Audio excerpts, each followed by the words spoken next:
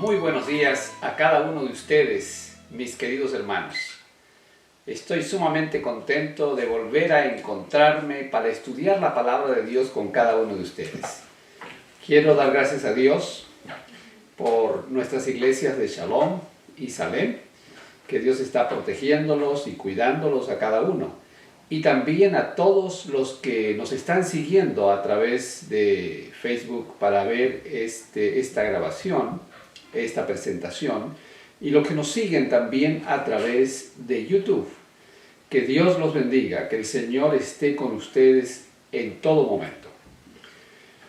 Antes de comenzar el estudio de la Sagrada Escritura, necesitamos pedir que Dios nos ilumine, que el Espíritu Santo esté con nosotros, que nos acompañe en este transcurso del estudio de la palabra de Dios. El mismo Espíritu que inspiró a los profetas es el Espíritu que debe llegar a nuestro corazón para entender plenamente la voluntad de Dios para nuestras vidas. Oremos. Eterno Padre, gracias Señor, porque tú estás con nosotros, porque nos acompañas, porque nos guardas, porque en este momento estás aquí para ayudarnos a estudiar tu mensaje. Permite, Señor, que tu Espíritu pueda tocar nuestro corazón, que pueda tocar nuestra vida. Si llegamos hoy con una carga que no podemos resistir, que hoy tú nos liberes de esa carga y nos des tu bendición. En el nombre de nuestro Señor Jesucristo te lo pedimos. Amén.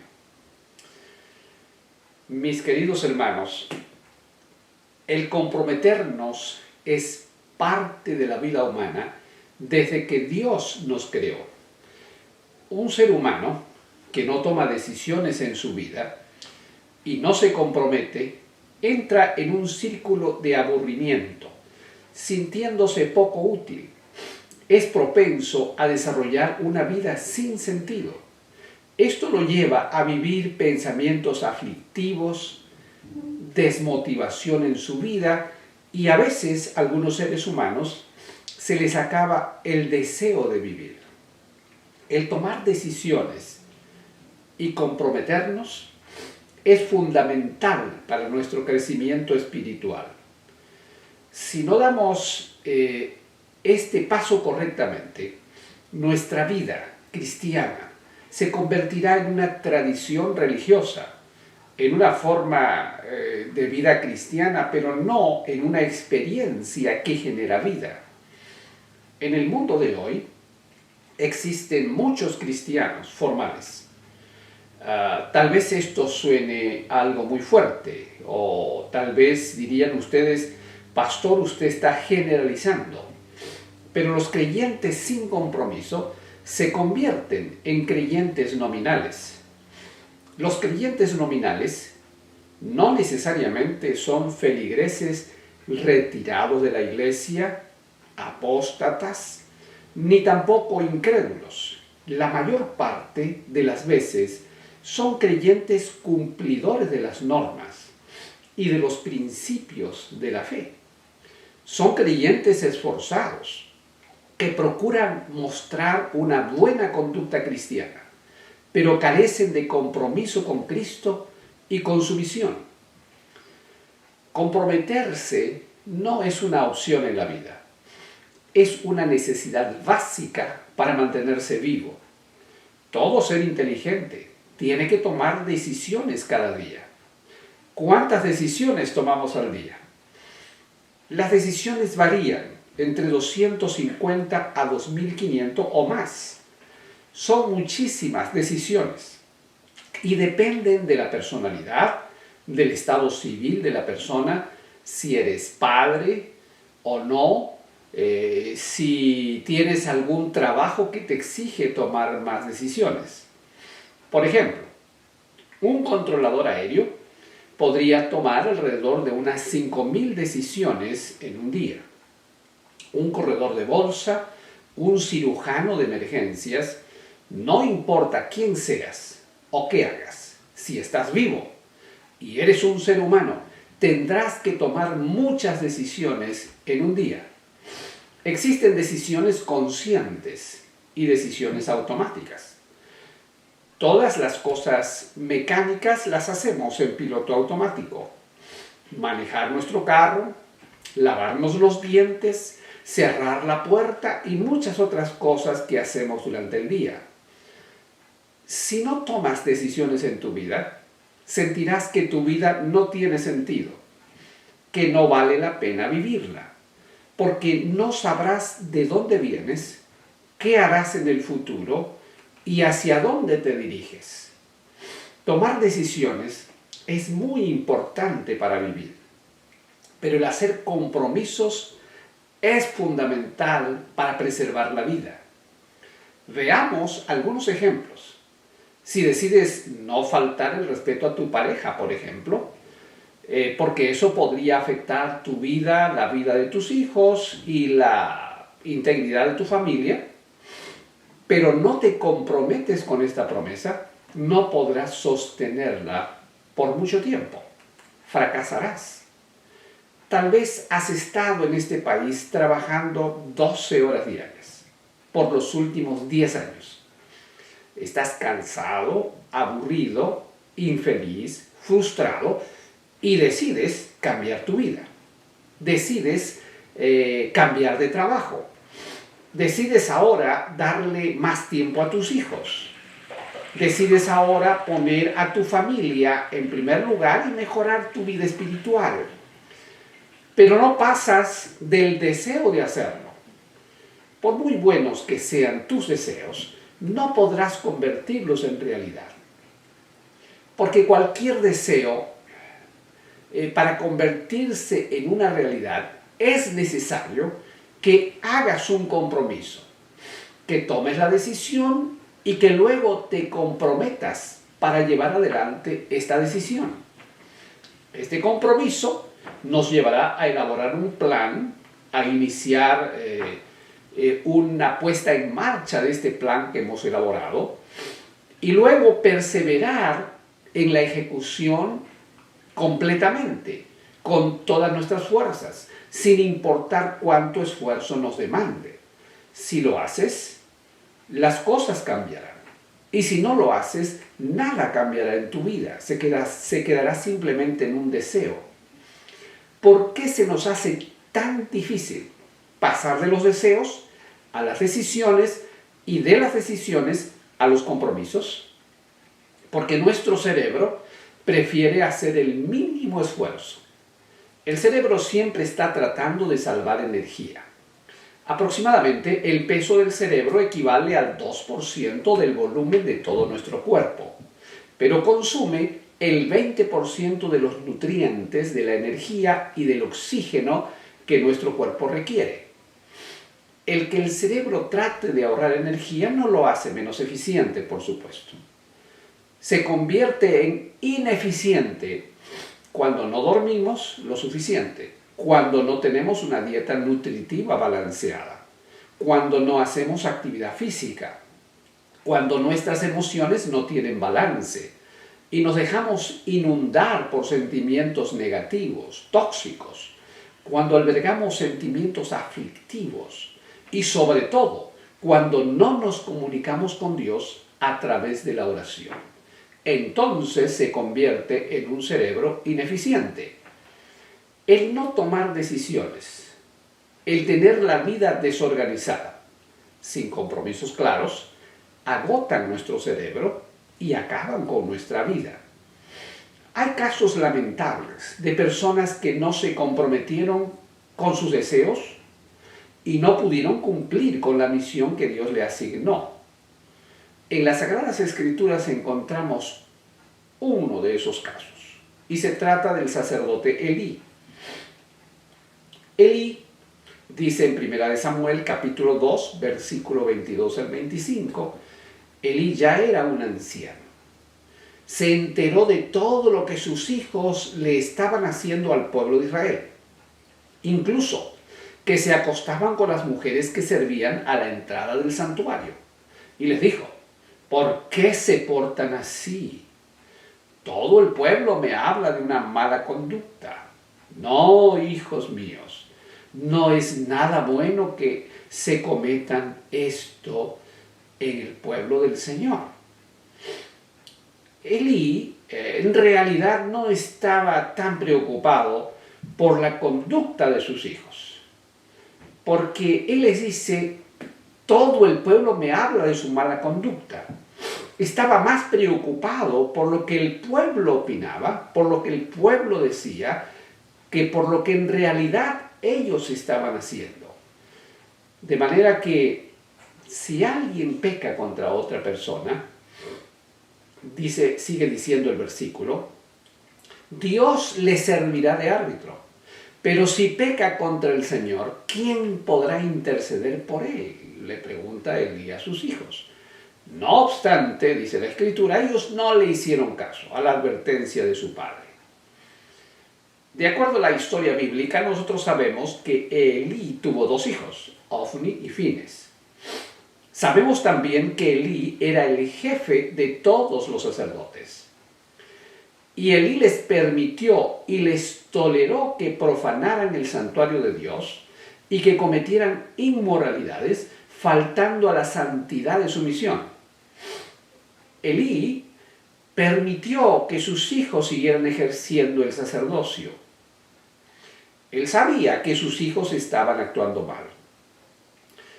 Decidió decirles lo mal que estaban haciendo. Y sin duda alguna lo hizo muchas veces, pero no tomó acción. No se comprometió con su función de jefe de los sacerdotes. Él tenía autoridad para despedirlos, pero no lo hizo. En 1 Samuel capítulo 2, versículos 12 y 16, dice: los hijos de Elí eran unos perversos que no tomaban en cuenta al Señor. No respetaban el servicio simbólico del santuario. Exigían que se les diese la ofrenda de la carne del altar antes de ser ofrecida a Dios. Esos hijos de Elí eran irreverentes, insolentes, profanos y no respetaban al pueblo de Dios.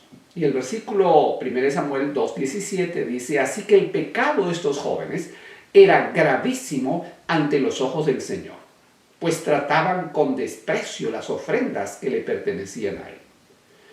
Elí estaba llamado a actuar no como padre, porque ellos ya eran mayores de edad, pero su obligación como jefe de los sacerdotes le exigían condenar y sancionar esta conducta irreverente.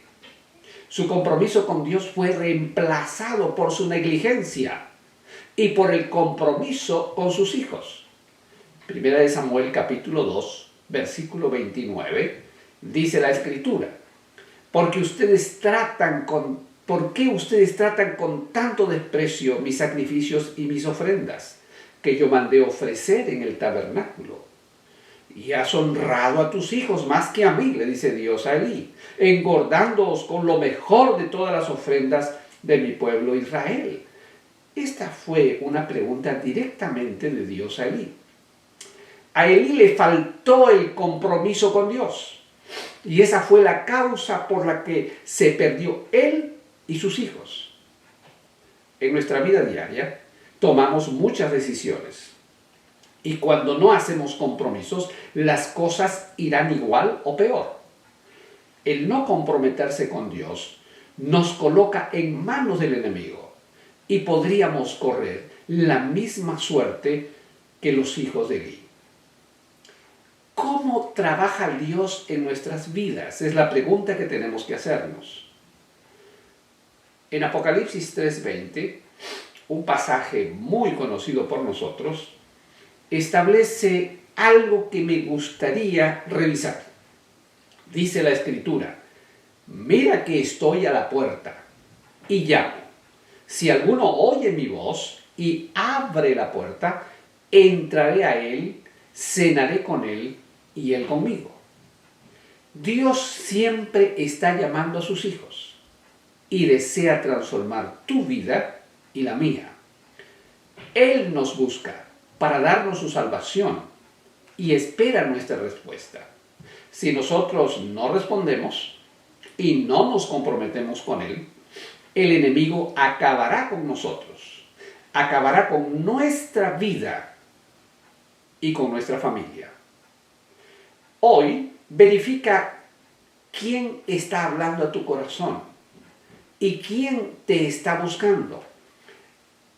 Estoy seguro que Jesús aparece cada día en tu vida y te trae mensajes a través de la naturaleza, cuando sales a ver las estrellas o la luna o la vegetación o los animales, a través de las personas que te rodean, a través de la palabra que tú lees y a través de la voz del Espíritu Santo.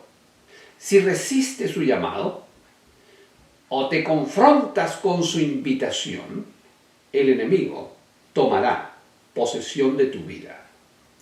El enemigo sabe que nuestro cerebro, no le gusta a nuestro cerebro sentirse equivocado. A nosotros no nos agrada que nadie nos haga sentir débiles. No nos agrada que nos enfrente con nuestros errores, ni que nos coloquen en una situación que tengamos que reconocer nuestras fallas.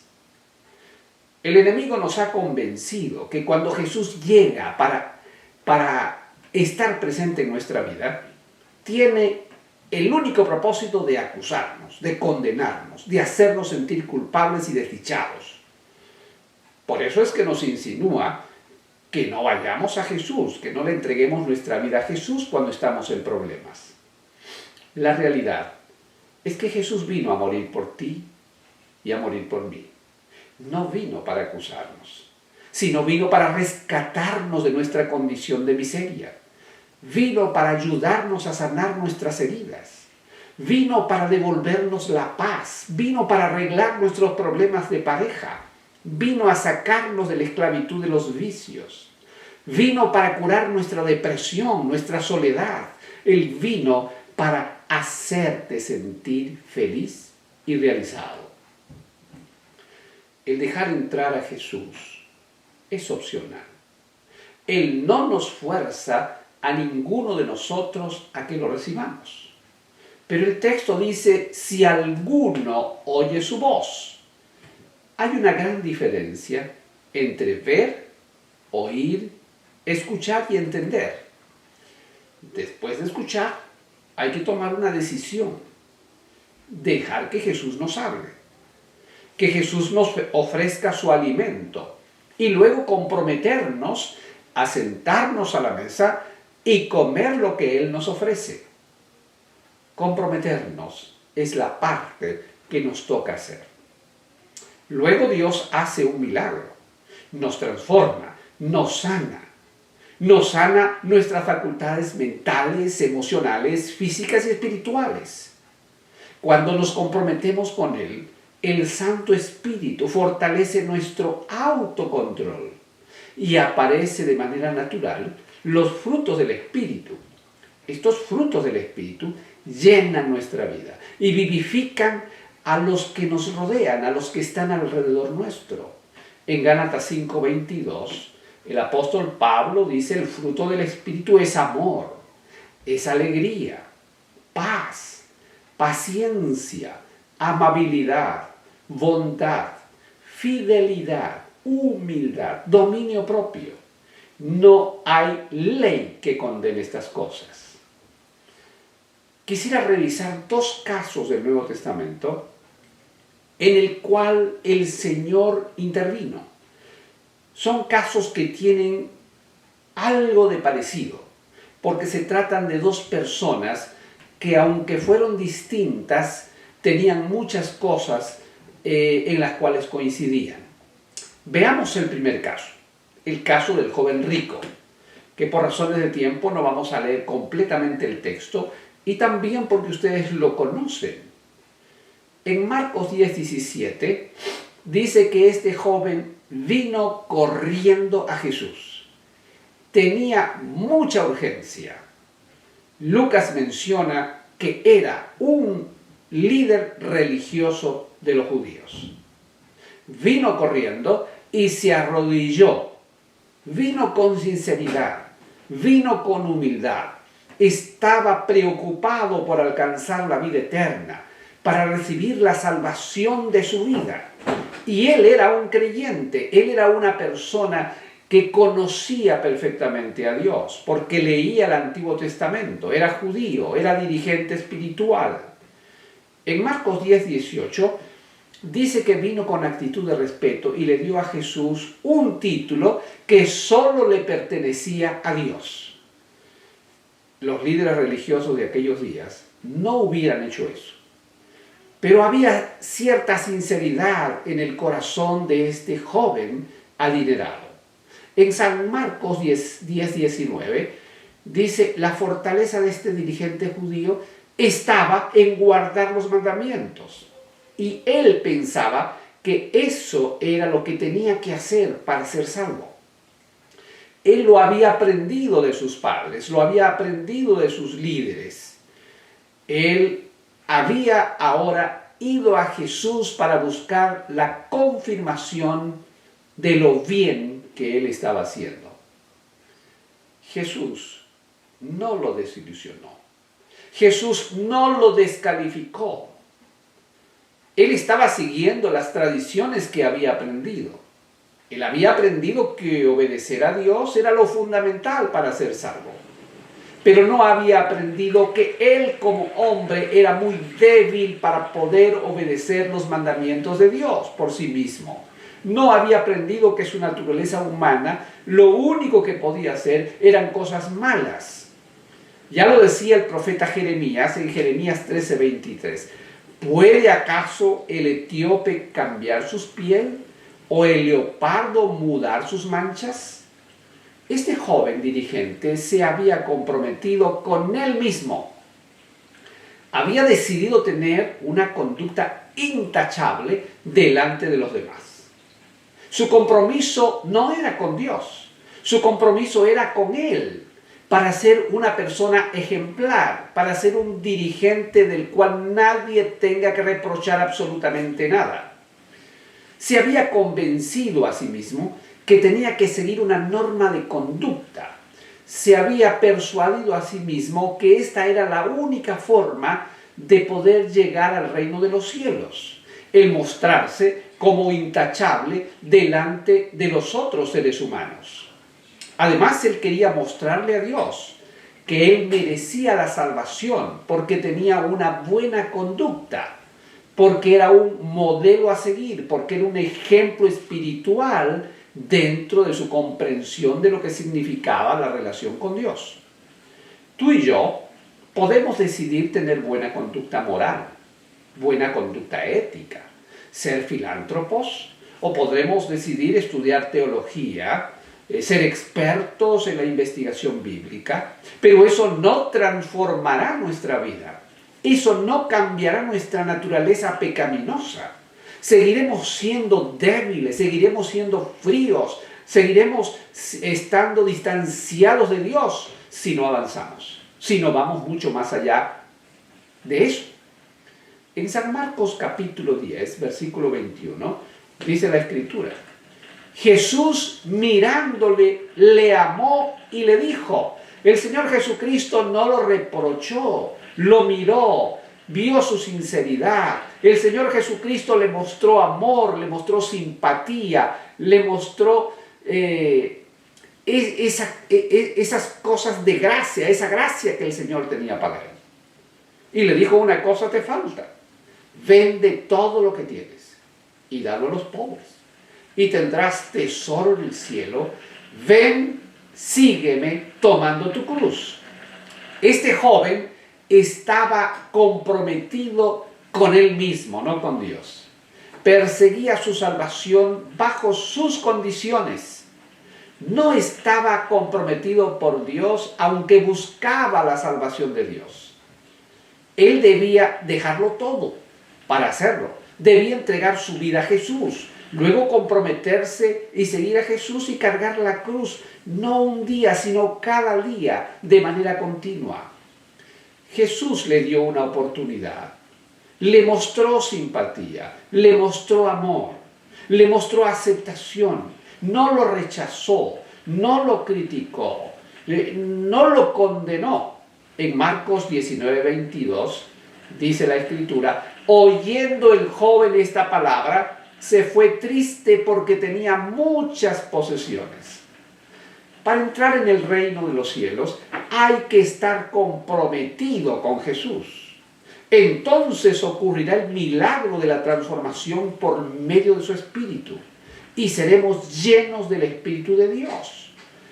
Y entonces daremos los frutos del Espíritu Santo: amor, gozo, paz, paciencia, benignidad, bondad, fe, mansedumbre y templanza. El compromiso genuino con Jesús es el único camino para andar como Jesús, para vivir como Jesús, para pensar como Jesús y para amar como Jesús. Este hombre fue a buscar a Jesús llevando su propia agenda y por eso fracasó. El otro caso que encontramos en la Escritura es el de Mateo el publicano. Y está en Lucas 5, 27 y 28. Y dice la Escritura: pasando Jesús de allí, vio a un hombre llamado Mateo, que estaba sentado en el banco de los tributos públicos. Y le dijo: sígueme. Y dejándolo todo, se levantó y le siguió. Este es un caso diferente. Mateo no tenía una agenda. No sabía qué hacer con su vida. El joven rico tenía una agenda y sabía lo que él estaba haciendo con su vida y creía que lo que él hacía le daría la salvación. El joven rico estaba trabajando para salvarse y fue a Jesús para que él le dijera que estaba muy bien. Mateo quería cambiar su vida, pero no sabía cómo hacerlo ni qué hacer. Mateo no buscó a Jesús, Jesús lo buscó a él. Y Jesús te está buscando a ti. El joven rico fue a buscar a Jesús, pero Jesús no lo rechazó. Le dio la oportunidad de entender de manera práctica lo que no tenía que hacer para ser salvo. No tenía que confiar en sí mismo. No tenía que hacer sus propios méritos para demostrarle a Dios que él merecía salvación. Mateo era rico y el joven de la historia bíblica era rico. Mateo tenía poder porque los soldados romanos lo protegían y lo acompañaban cuando alguien no podía pagar los impuestos, o incluso usaba ese poder para abusar injustamente de los ciudadanos. El joven rico tenía poder político y tenía poder espiritual, religioso. Jesús dijo: tienes que desprenderte de toda tu riqueza y de todo tu poder y luego seguirme. Mateo estaba trabajando para hacer más dinero cuando Jesús fue a buscarlo. Y solo le dijo: sígueme. Y él dejó todo y le siguió. El joven rico estaba comprometido con su riqueza. Por eso no pudo comprometerse con Jesús. Mateo no estaba comprometido con la riqueza. Estaba buscando algo superior a la riqueza. Por eso Jesús no le dijo que lo dejara todo. Simplemente le dijo: sígueme. Y la reacción natural de un hombre que se compromete con Jesús, de una persona que se compromete con Jesús, es dejarlo todo. Él decidió comprometerse con Jesús. Por eso lo dejó todo y le siguió. Al hacer un compromiso con Jesús, como resultado natural tendremos un corazón convertido, transformado. Esto no es el resultado de una iniciativa humana. Esto es un milagro divino. Si no estás comprometido con el mundo, responderás al llamado de Jesús. El Espíritu de Dios obrará un milagro en tu vida. Si crees que estás comprometido con el mundo, renuncia a él. Y ahora comprométete con Jesucristo. Si estás comprometido con las cosas de esta tierra y con el enemigo y no quieres renunciar, el Espíritu no podrá transformar tu naturaleza, no podrá cambiar tu situación, no podrá darte la vida que necesitas. Comprometerse con Jesús viene como resultado de dejarlo todo y de responder al llamado de Jesús. Debemos comprometernos con Jesús. seguirle, renunciando a nuestra agenda personal. Debemos dejar de confiar en nosotros mismos y entregarnos totalmente a Jesús para ser transformados.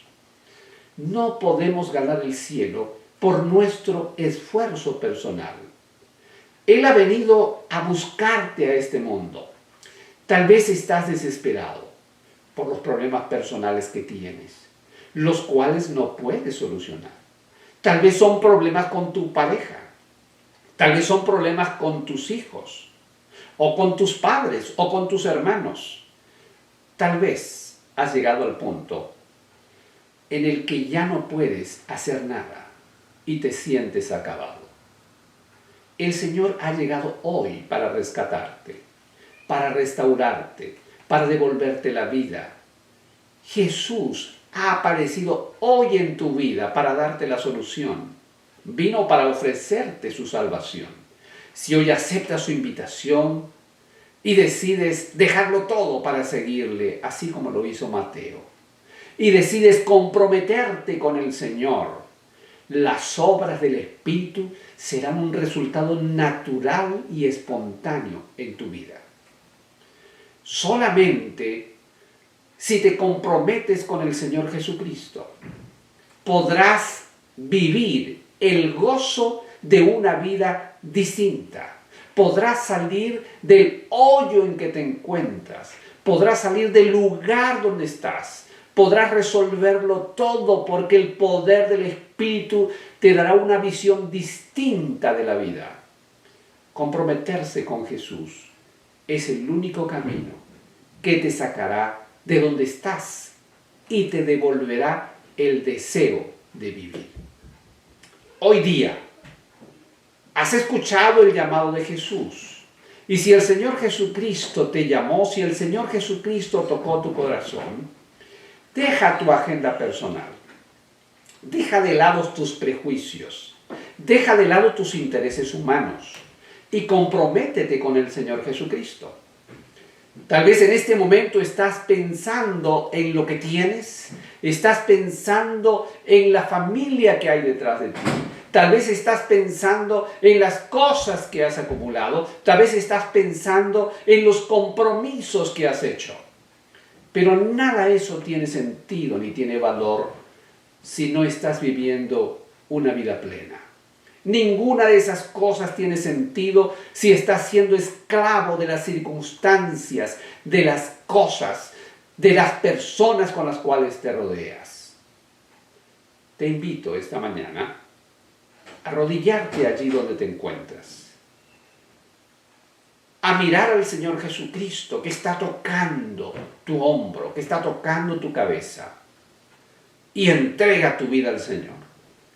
Al entregarle tu vida al Señor, Él transformará tu vida.